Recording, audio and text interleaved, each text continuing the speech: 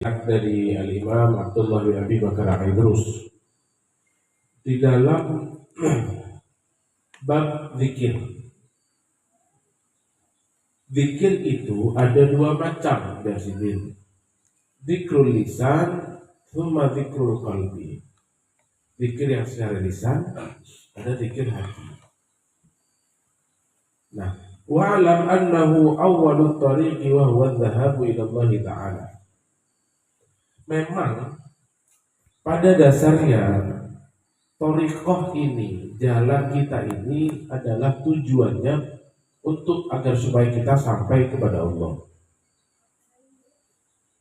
Nah, agar supaya sampai itu, mabda'uha zikrul lisan. Dimulai dengan zikir lisan. Artinya, zikir itu bukan hanya pokoknya ingat. Yang penting ingat. Tidak. Zikir lisan itu juga awal kita, langkah kita untuk sampai kepada Allah. Nah, kemudian setelah zikir lisan, tsumma zikrul qalbi takallufan. Diupayakan agar supaya zikir ini bukan hanya ada di lisan, tapi juga ada di dalam hati.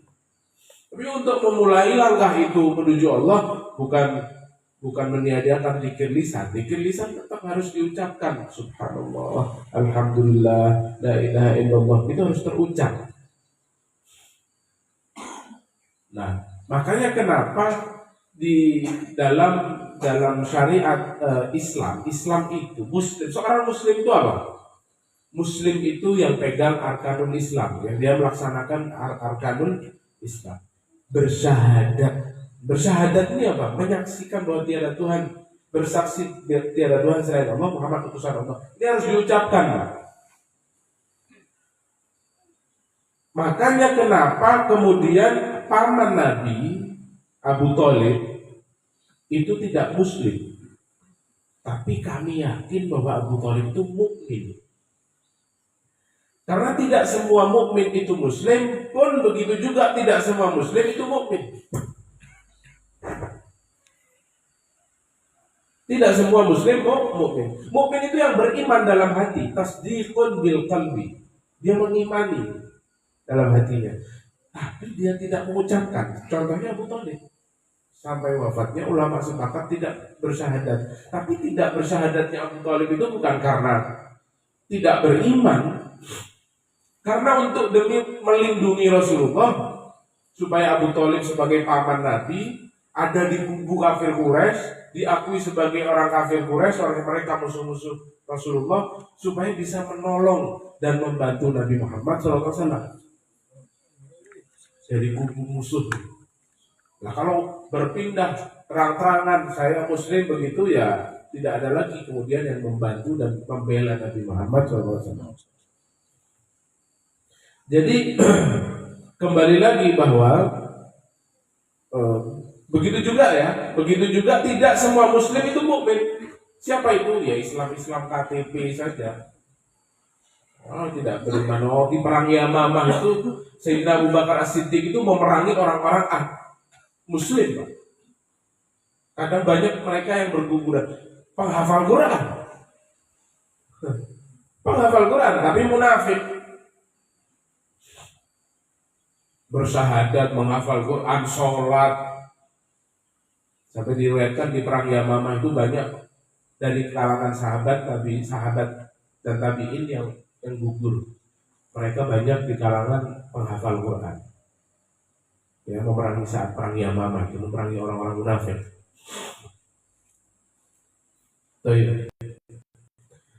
Kembali lagi ke bahwa zikir lisan itu penting, tapi tidak kalah penting juga adalah zikir qalb. Sama seperti ini, Pak. Ini banyak orang salah ngartikanlah ilmu itu penting, tapi percuma kalau berilmu kalau kada baca. Ini istilah salah. Percuma berilmu tapi kalau kada baca. Artinya ilmu ini dinomor dua kan. Lu kan itu ada pepatah Al-adab fawqal ilmi. Adab akhlak itu di atas ilmu. Maksudnya apa? Bukan berarti adab lebih mulia daripada ilmu. Ada, salah. Kalau adab lebih mulia daripada ilmu, kata-katanya bukan fauqa tapi afdalu minal ilmi. Fauqa ini begini, Pak. Ini air ini di atas meja. Apakah kemudian air ini lebih mulia dari meja? Hah? Belum tentu kan gitu. Nah di sini al-adab fauqal ilmi, adab itu di atas ilmu, itu bukan memberikan pernyataan bahwa adab lebih afdal. Kada sama sekali. Air ini di atas meja, berarti mana yang lebih penting? Semua penting. Air ini kalau kada ada meja ya tumpah, artinya tidak punya tempat. Yang menopang adab itu ilmu. Sesuatu yang menopang itu ada di bawah. Ini rumah ini yang menopang apa? Fondasi. Apakah berarti fondasi lebih penting dari bangunan? Atau bangunan lebih penting daripada fondasi? Belum tentu. Ini kita tidak bicara tentang mana yang lebih mulia. Semuanya penting. Ilmu, orang berilmu harus digunakan dengan menggunakan adab. Tapi kalau beradab aja kada berilmu, sama aja bohong.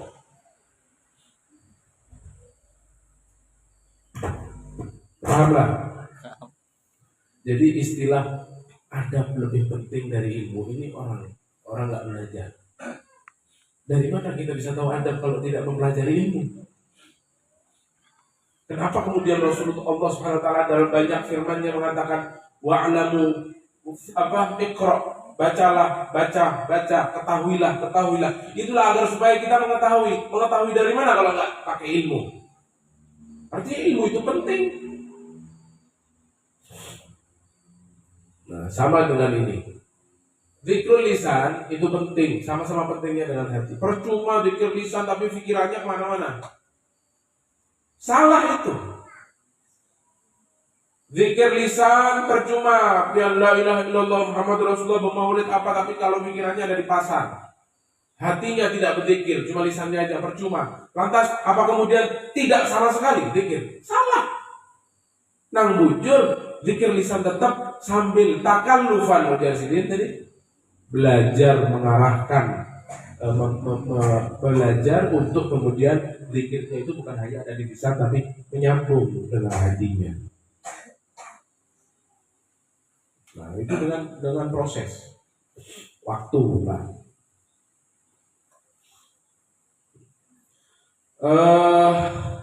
Wa innamal huda ba'dahu a'ni al-huda hudallah wa awwalul amri adh-dhahabu ila Allah ta'ala thumma adh-dhahabu fillahi ta'ala wal fana wal istighraq. Ini lebih dalam lagi. Pertama itu langkahnya orang yang ingin menuju Allah itu pergi kepada Allah. Artinya pergi kepada Allah itu sampai kepada Allah. Yang kedua kalau sudah sampai adz-dzahabu fillah. Fillah ini Pak, hatinya itu sudah menjadi satu keterikatan dengan Allah SWT. Sudah nggak perlu mencapai lagi, menggapai lagi, karena sudah menyatu dengan Allah. Oh, orang yang begini nafasnya aja zikir Pak. Nafasnya nih berzikir. Allah. Hu-nya aja berzikir. Hu itu huwa, dia, siapa Allah. Oh itu kalau sudah mencapai derajat adz-dzahabu fillah. Oh ini para aulia. Kalau kita kan masih merangkak supaya sampai kepada Allah. Kalau mereka wali-walinya Allah itu bukan cuma sudah sampai, tapi sudah menyatu, mendarah daging. Oh ini yang mahal. Makanya itulah pentingnya agar supaya kita belajar. Ini para aulia ini Pak, ini aulia ini sudah sampai mereka kepada Allah. Tapi mereka tidak ada dalam kitab manapun yang sampai seperti orang wahini baru aja kemarin pandai dikir, dapat ijazah entah dari mana, kadang dari kuburan dapat ijazahnya. Bulik-bulik makrifatnya. Nah, makrifat. Ilmu dari mana ini? Makanya saya tuh kadang-kadang bingung. Orang sekarang ini ya akhirnya imbasnya kena para habaib karena apa? Stumat orang nih ada apa wangsit apa wangsit kah? Apa wangsit mungkin ini? Wangsit dapat apa kabar mimpi kah di sini bahwa di tempat ini ada makam kuburan seorang akhirnya ditemukan. Dari mana? Dalilnya mimpi. Muncullah kuburan, makam diziarahi orang. Akhirnya jadi kuburan komersil. Wah nggak dapat duit. Sedikit-sedikit orang sekarang kan gitu kan. Dikit-dikit wah ini makam. Kan dia tahu isi dalam itu makam orang kah, kucing kah, apa kah? Kan tahu. Yang penting dalilnya mimpi. Kan tahu kan gitu tuh. Dikit-dikit mimpi makam, muncullah makam. Akhirnya konotasinya adalah makam palsu.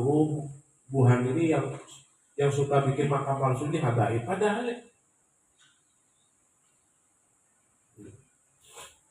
yang di Pasuruan semalam itu bukan makam palsu, bos. Itu kai ulun tuh di situ, yang dibongkar sama orang-orang tuh. Pasuruan kemarin, dihancurkan makamnya.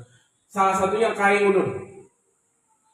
Ya anak cucunya kalau ziarah di situ, tiba-tiba kok makam palsu dari mana? Ini cucunya ada di sini nih. Saksi mata dari abah ke abah dari ke abah. Bisa jadi dibilang makam palsu. Nah, ini kadang dampak dari orang-orang yang memang harus diakui banyak makam palsu. Tapi kemudian musuh-musuh yang nggak suka sama habaib dipukul rata semua habaib makamnya palsu. Ini bahasa Inggrisnya pukul. Mau selalu Muhammad. Nah, jadi itu Pak, syariat itu penting syariat itu. Jadi jangan setumat sampai kepada Allah makrifat. Rasulullah kurang makrifat apa Pak? Sholat sampai bengkak kakinya. Ini sedikit sudah sampai kepada Allah nggak pakai sholat. Ada Pak. Ilal haqqi bi janahil kitab wa sunnah. Ujar Syekh Abdul Qadir Jailani, terbanglah kau kepada Allah menggunakan dua sayapmu. Sayap pertama apa? Al-Quran. Sayap kedua adalah hadis Nabi Muhammad. Jadi ini artinya sayap ini nggak bisa. Orang satu aja nggak pakai sayap itu. Mana bisa terbang? Mana bisa sampai kepada Allah? Syariat itu penting. Sholat. Makanya ini karena pas tanggal 27 Rajab. Nah, saat Rasulullah Mi'raj itu yang dibawa oleh Rasulullah kan diantaranya adalah oleh-olehnya sholat. Rasulullah itu bawa 3 oleh-oleh. Yang pertama apa? Sholat 5 waktu. Yang kedua 2 ayat terakhir dari surat Al-Baqarah 285-286 ayat terakhir. Amanah Rasul sampai akhir itu. Yang terakhir oleh-olehnya adalah kabar gembira untuk kita. Allah mengampuni semua dosa umatnya, hambanya, kecuali satu dosa yang tidak bisa diampuni oleh Allah, syirik. Nah, yang pengingat kan tutup dulu. Memang tadi tidak ada apa-apa, juga buka ini, itu dibaca. Tidak ada apa-apa tadi, setelah ngasih kitabnya. Ini mau pengingatan. Dengarkanlah 3 poin ini. Sholat, kalau sholat sudahlah. Yang paham semua sudah urusan sholat. Jangan pernah main-main urusan sholat. Jangan pernah main-main urusan sholat. Sholat itu saking begitu sakralnya. Pensyariatannya bukan cuma dikirim lewat kurir malaikat Jibril saja, diundang langsung. Ini istimewa nih Pak. Ini tidak main-main. Maka pantas kalau kemudian orang kalau nanti dihisab sholatnya nggak karu-karuan, sholatnya nggak benar, itu semuanya merah semua nilainya. Rapotnya itu merah semua. Kalau sudah sholatnya benar itu nanti bagus semua. Karena kuncinya ada di sholat. Kuncinya seseorang itu selamat nanti saya itu sholat. Kalau sholatnya benar semua. Itu tuh sudah harga mati kalau itu sudah. Tak perlu panjang lebar membahas. Yang kedua surat Al-Baqarah. 2 ayat surat Al-Baqarah. Terakhir. Amana Rasul bima unzila ilaihi min rabbihi wal mu'minun kullun amana billahi wa malaikatihi wa kutubihi wa rusulihi. Ini oleh-olehnya ini. Sampai la yukallifullahu nafsan illa wus'aha laha ma kasabat wa 'alaiha ma kasabat. Rabbana la tu'akhidna in nasina wa akhtana. Rabbana la tuhammilna Rabbana wa la tahmil 'alaina isran kama hamaltahu 'alal ladzina min qablina wa rabbana la tuhammilna ma la taqata lana bih wa'fu 'anna waghfir lana warhamna anta maulana fansurna 'alal qawmil kafirin. Dua ayat ini ujar Nabi, ini ijazah dari Nabi. Kalau kita kan dari ijazah dari guru fulan, oh diamalkan. Ijazah dari Nabi ada nggak yang mengamalkan? Jadi sudah pasti tembus, Pak. Apa kata Rasulullah? Orang man qara'a al-ayatainil akhirataini min suratil Baqarah kafatahu fi lailatin kafatahu. Ini rawahu Muslim, hadis sahih, bukan dhaif apalagi palsu. Kada, ini ijazah resmi. Siapa yang mengamalkan ini satu malam dia baca sekali, maka hidupnya akan dicukupi oleh Allah. Ingat, janjinya apa? Dicukupi, lain sugih. Habib sholat duha rutin 40 tahun, kada sugih-sugih. Habib saya baca Waqiah, kada sugih-sugih. Ujar orang sugih, pola sugih. Kada, tidak pernah Rasulullah menjanjikan lakukan ini kau akan kaya, tidak pernah. Yang ada adalah lakukan ini kau akan tercukupi hidupmu. Kenapa begitu, Beb? Karena tidak semua orang sugih itu merasa cukup. Tapi kalau sudah orang merasa cukup, itulah hakikatnya orang sugih. Wah, nyemat. Jam 7 pagi sudah bangun, itu yang difikirkan duit, sampai tidur lagi duit, serakah kemana-mana, cari duit, senggol kanan sikut kiri. Nah ini kan tidak pernah merasa cukup, artinya miskin. Lah, Beb kan mobilnya mewah, tetap miskin. Karena dia tidak pernah merasa cukup. Makanya janji Rasulullah, Allah akan cukupi orang yang membaca dua ayat ini. Kenapa begitu istimewanya ayat itu? Sekarang ada apa dalam ayat itu? Kok bisa sampai dibawakan oleh-oleh dari Allah untuk Rasulullah Mi'raj? Kenapa, ada apa di dalam ayat itu? Satu, ada konsep keimanan. Amana Rasul bima unzila kullun amana Rasul bima unzila ilaihi min rabbih wal mu'minun kullun amana billahi wa malaikatihi kutubihi wa rusulihi. Ini konsep keimanan. Yang kedua, konsep ketaatan. Qalu sami'na wa ata'na. Ini Pak pendek. Tapi sebujurnya ketaatan itu di saat kita dengar tidak butuh alasan. Tidak harus orang yang memerintah itu memberi alasan. Orang yang taat, loyalitasnya tinggi kepada Allah, taat 100%. Dengar, sami'na wa ata'na. Tidak berpikir-pikir lagi sudah. Bukan sami'na wa pikir-pikirna. Sami'na wa ata'na. Saya dengar, kami dengar ya Allah, kami laksanakan. Bukan sami'na, tunggu dulu ya Allah. Ini masuk akal nggak ini? Ini menguntungkan nggak ini? Orang loyalitas yang tinggi kepada Allah saat dia dengar langsung. Karena tidak semua ajaran agama itu harus melulu masuk akal. Orang kentut yang keluar belakang kok yang diperintahkan untuk dibasuh kok wajar. Kenapa? Kalau secara logika kan dia siram pantatnya kan gitu. Karena yang kentut di belakang. Tidak melulu begitu. Itu satu. Dua ya. Yang ketiga adalah konsep kasih sayangnya Allah. Bagaimana? La yukallifullahu nafsan illa wus'aha. Nah, ini banyak orang salah nih. Dai. Kadang bulangnya segini. Ceramah di mana-mana salah menempatkan ayat. Ini orang kadang-kadang perlu belajar tafsir ini begini. Maksudnya itu, la yukallifullahu, Allah tidak pernah memaksakan atau menimpa seseorang dengan ujian illa wus'aha, kecuali sebatas kemampuannya. Ini bukan dalam bab musibah, bukan. Musibah. Ayat ini berbicara tentang syariat, sholat, kamu gak ada kawa berdiri, duduk. Tidak pernah dipaksakan harus berdiri. Zakat hanya untuk yang mampu, haji hanya untuk yang mampu, puasa sakit gak ada kawa, batalkan. Bepergian, jamak, ya tau lah pihandam tuh. Pihandam itu berapa ini? Setumat aja, parah aja, jalan ke Tarimin. Tarimin itu Balangan dah. Orang Bihandam jalan-jalan ke Tariwin. Bolehkah jamak? Boleh. Jamak takdim, jamak takhir. Tahu apa? Jangan kaget. Lu kan parah aja, Bet. Ini syariatnya. Artinya saya di sini bukan berbicara tentang bagaimana supaya kita menggampangkan sholat. Kada. Tuh, syariat sudah begitu luar biasa mempermudah seorang untuk melakukan sholat. Jangan sampai tinggalkan sholat. Sudah dipermudah, begitu kok masih ketinggalan. Nah, orang Bihandam jalan ke Tariwin. Sudah boleh jamak takdim, jamak takhir. Nah, apalagi yang jauh-jauh. Nah, kalau sudah lebih dari 82 km itu boleh mengkosor, diringkas dua-dua. Nah, inilah yang dimaksud la yukallifullahu nafsan illa wus'aha. Para ulama tafsir ini berbicara tentang ayat ini berbicara tentang hukum syariat, sholat, puasa, zakat, haji, umroh dan lain-lain. Bukan urusan musibah. Lah kalau urusan musibah, apa kabar Gaza itu, Pak? Yang mereka mendapatkan ujian oleh Allah sampai mereka tidak mampu sampai mati. Loh, katanya Allah tidak memberi ujian kecuali orang itu mampu. Sebatas di luar batas kemampuan manusia. Ini di luar batas kemampuan mereka, anak-anak kecil-kecil.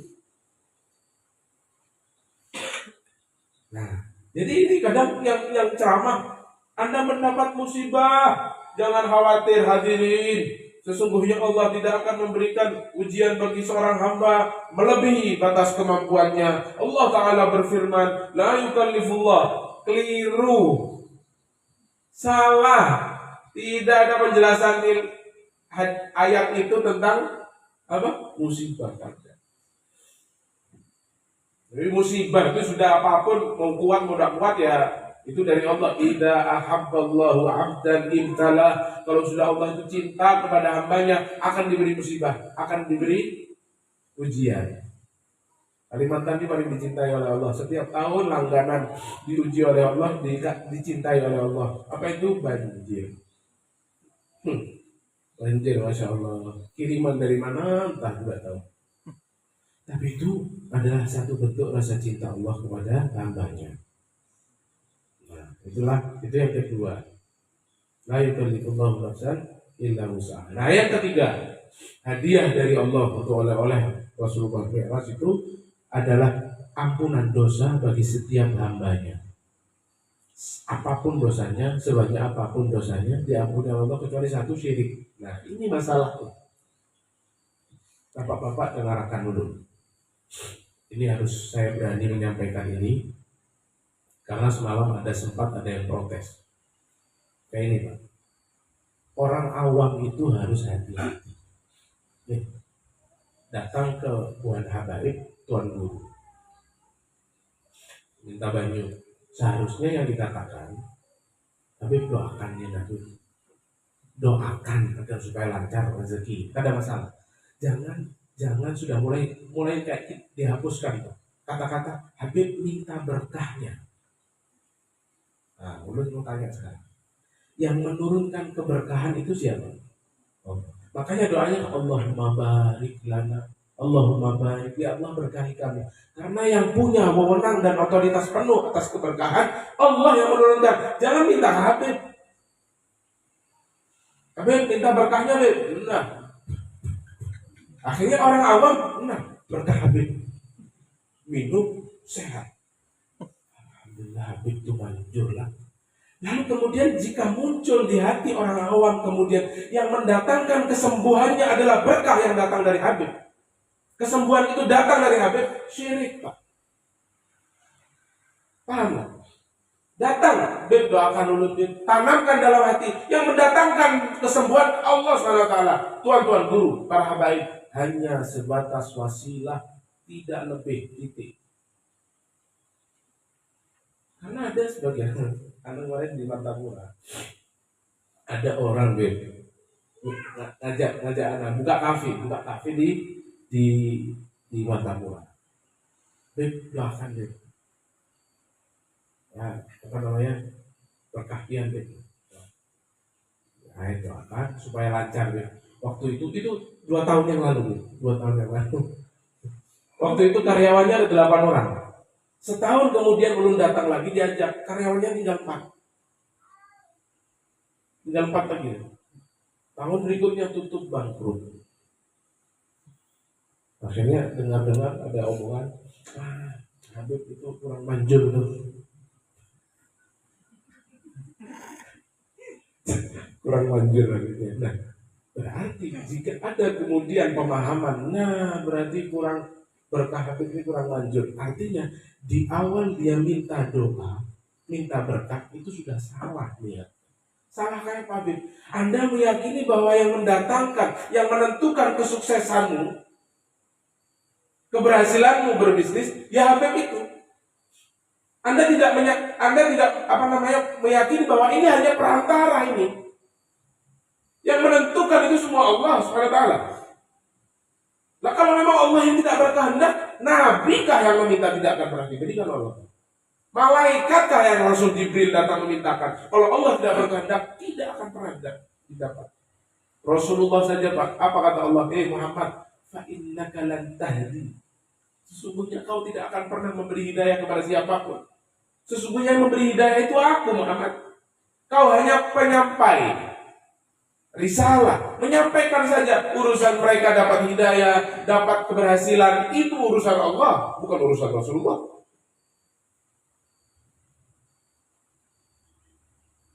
Pahamlah, jadi sekarang sudah mulai harus dirubah Pak. Kasihan orang awam, Habib minta berkahnya Habib, minta berkahnya Habib. Kadang apa? Orang-orang awam, Habib dia punya rokok, Habib minta berkahnya. Rokoknya Habib diisep, bukan berkah ngarangnya itu bungul.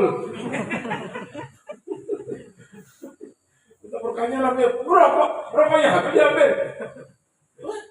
Lain berkah tuh. Tindaulah berkah itu apa tuh? Bapak, Ibu, berkah itu jangan pernah dinilai dengan ini orang tadi habis didatangi Habib, usahanya lancar, bisnisnya duitnya banyak, dapat berkah Habib. Ada, ini dapat berkah pondok pesantren, alumni ini keluar pesantren berhasil, mobilnya mewah. Ini berkahnya pesantren. Berarti yang bujur-bujur tapi keluar dari pesantren hidupnya miskin, berarti mereka nggak dapat berkah. Bukan begitu Pak. Berkah itu jangan dinilai materi. Arti berkah itu ziyadatul khair, di mana kau mendapatkan tambahan-tambahan kebaikan, semakin baik itu berkah. Makanya kan kalau minta kan, ya Allah berkahi umurku. Apa berkah umur itu apa? Berkah umur itu sekalipun umurnya tidak panjang, tapi kebaikannya banyak, manfaatnya banyak, itu berkah. Ya Allah berkahilah rizkiku. Rizkinya mungkin tidak banyak, ya bisa jadi banyak juga. Mungkin tidak banyak, tapi manfaatnya banyak. Nah ini rezeki yang berkah. Makanya jangan pernah lupa, kalau minta itu jangan hanya panjang umur. Ada orang doa, ya Allah panjangkan umurku ya Allah melebihi panjangnya usia sahabat fulan yang usianya ratusan tahun. Ya Allah, karena ini kan ada bingung ya, orang di dunia ini pengen panjang umur. Umpama, saya mau tanya, biar tolong jawab. Perwakilan itu satu orang, tolong jawab, tolong. Yang kalau umpama diberi satu berdoa yang pasti makbul, yaitu panjang umur, minta berapa tahun kita? Ayo tolong jawab. Tolong jawab. Perwakilan aja, jangan diam aja ya. Ayo, tolong. Ayo angkat tangan, kira-kira berapa tahun? Halo. Ayo, ada tiba-tiba malaikat datang. Berapa kamu minta panjang umur? Ya sudah, ACC, tinggal sebut angka. Berapa? Hah? Berapa? Ada yang akun 150 aja. 150 mau kan? Hah? Hidup lagi. Halo? Jawab. 200 tahun? Ada akun. Ya. Ini sekarang aku berapa kira-kira dia masih ini kira-kira berapa? Tidak bisa. Artinya paling mungkin kalau nggak bisa jawab, paling tidak kalau dianggaplah ya sudah 200 tahun mau enggak? Belum tentu orang mau 200 tahun Pak. Kenapa Beb? Allah Akbar zaman Wahid ini umur 40 tahun sakit semua sudah, asam urat ini macam-macam sudah 80 tahun begini. Apalagi 200 tahun.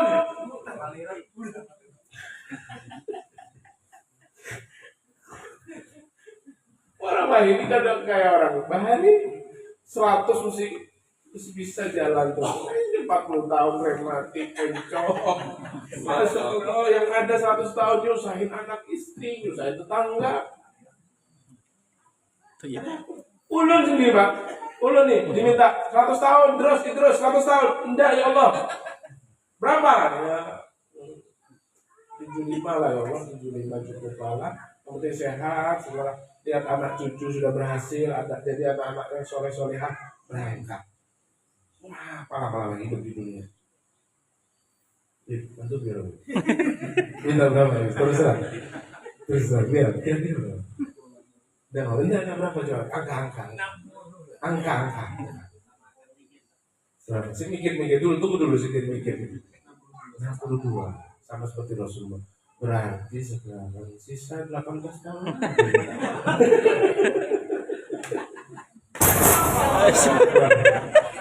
Ini pertanda dikabul dua Sidin. 62 jadi siap-siap aja ya ulang tahun Sidin yang ke-18.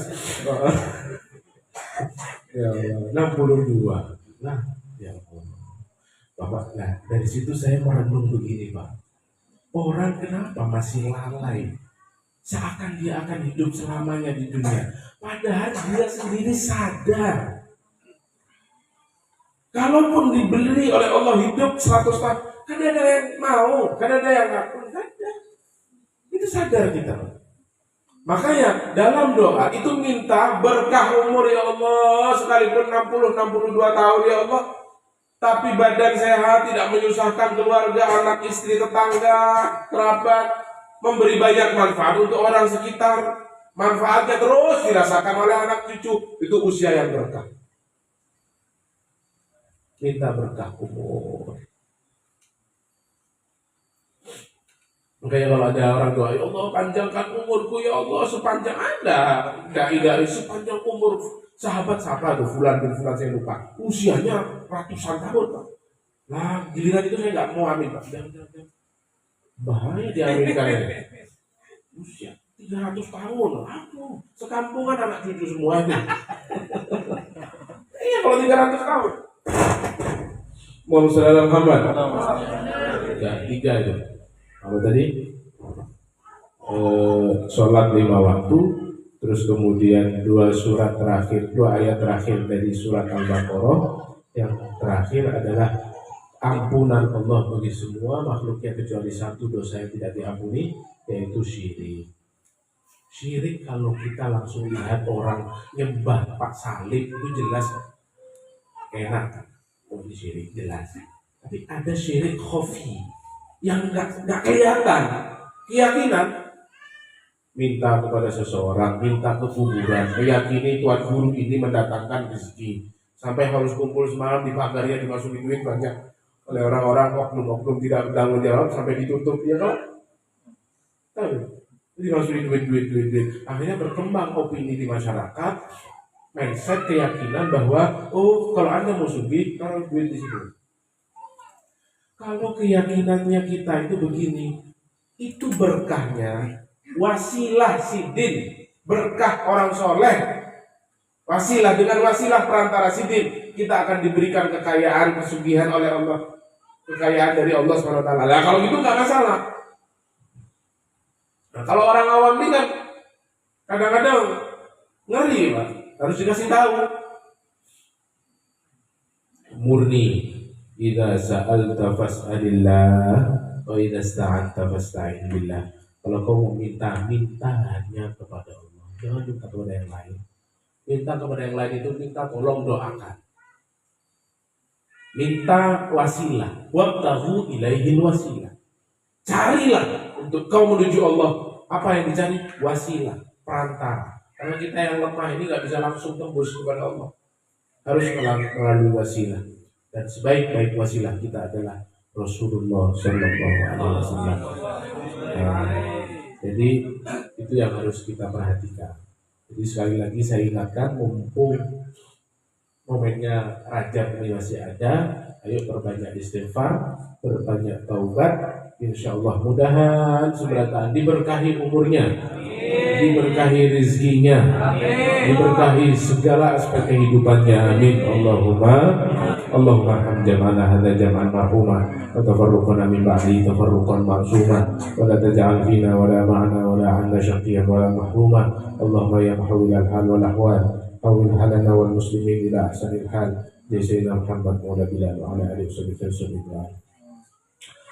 Bismillahirrahmanirrahim. Walamma nadama al-fikru min darari al-awsafil muhammadiyati uquda tawajjahtu ila Allah silati sayyidi wa habibi Muhammadin sallallahu alaihi wasallam yaj'ala sa'i fihi mashkura wa fi'li fihi mahmuda ayatuba amali fil a'mali al-maqbula wa tawajjuhi fi tawajjuhati al-kharisati wa silati al-mawsula. Allahumma ya man ilayka tawajjahu al-amalu fata'udu dhafira wa ala babi izzati tuhaddu rihalu fataghsha minhu al-fuyudatu al-ghamira natawajjahu ilayka ashrafil wasaili ladayk سيد المرسلين عبدك الصادق الامين سيدنا محمد الذي عمت رسالته العالمين ان تصلي وتسلم على تلك الذات الكامله مستودع امانتك وحبيب سرك وحامل رايه دعوتك الشامله الأبي الأكبر المحبوب لك المخصص بشرف الأفخار في كل موطن معادل القرب ومظهر قاسم إمدادك في عبادك وساكي وزير شهادك لأهل بلادك سيد الكونين وأشرف الثقلين العبد المحبوب الخالص المخصوص منك بأجل الخصائص. اللهم صل وسلم عليه وعلى آله وأصحابه وعلى حضرة الترابي من أحبابه. اللهم إنا نقدم إليك جهاد النبي الكريم ونتوسل إليك بشرف مقام عظيم أن تلاحظنا في حركاتنا وسكناتنا بعين عنايتك وأن تحفظنا في جميع أطوارنا تقلباتنا بجميل رعايتك وحسين وقايتك وأن تبلغنا بشرف القرب إليك وإلى هذا الحبيب غاية أعمالنا وتتقبل منا ما تحركنا فيه من نياتنا وأعمالنا وتجعلنا في حضرة هذا الحبيب من الحاضرين وفي درائك اتباعه من السالكين ولحقك وحقه من المؤدين ولعهدك من الحافظين. اللهم إنا لنا في رحمتك الخاصة فتوحنا ذريتنا صلتنا إليك ولا تخيبنا.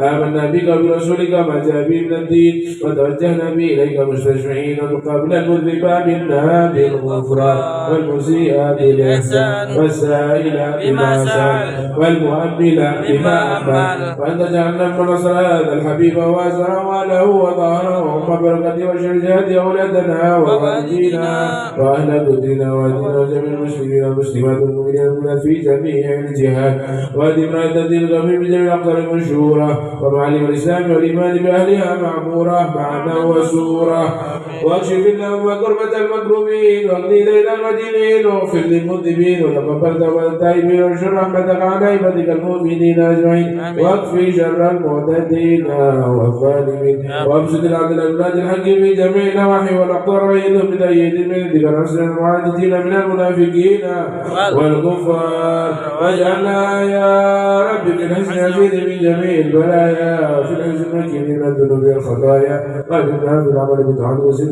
في خدمتك الظالمين وإذا توفيتنا فتوفنا مسلمين مؤمنين واختم لنا منك بخير أجمعين. وصل وسلم على هذا الحبيب المحبوب الأسلام والأرواح والقلوب وعلى آله وصحبه ومن المنسوب وآخر دعوانا الحمد لله رب العالمين. الفاتحة.